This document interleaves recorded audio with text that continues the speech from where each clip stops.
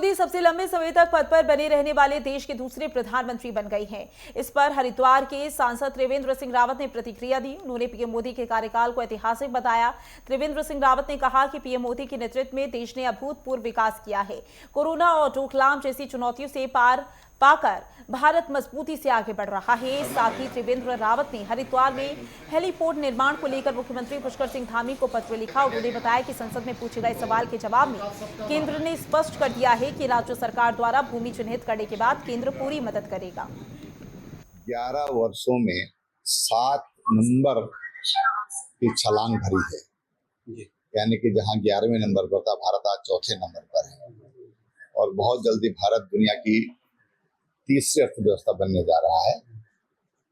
तमाम विषम परिस्थितियों के बावजूद, चाहे पाकिस्तान पर ऑपरेशन सिंदूर हो, उससे पहले डोकलाम हुआ हो, गलवान हुआ हो, तमाम बाधाओं के बाद, कोरोना जैसी महामारी के बाद जिस तरह से भारत आगे बढ़ रहा है, वो माननीय प्रधानमंत्री जी के अनुभव और देश के प्रति उनका जो समर्पण है, जिनके लिए केवल देश देश और देश है 24 घंटे, उसी का परिणाम है कि हम आगे बढ़ रहे हैं। हम बहुत बधाई देते हैं, बहुत शुभकामनाएं। ठीक है, रावत जी ने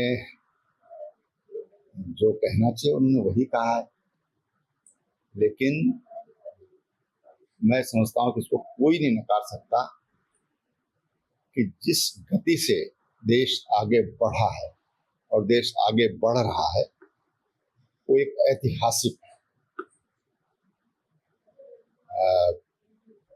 जिस परिकल्पना के साथ, जिस दूरदृष्टि के साथ माननीय प्रधानमंत्री देश को आगे बढ़ा रहे हैं, अभी ऐसा इतिहास में, भारत की आजादी के इतिहास में नजर नहीं आता। मैंने लोकसभा में सवाल लगाया था कि हरिद्वार में एक हेलीपोर्ट बनना चाहिए।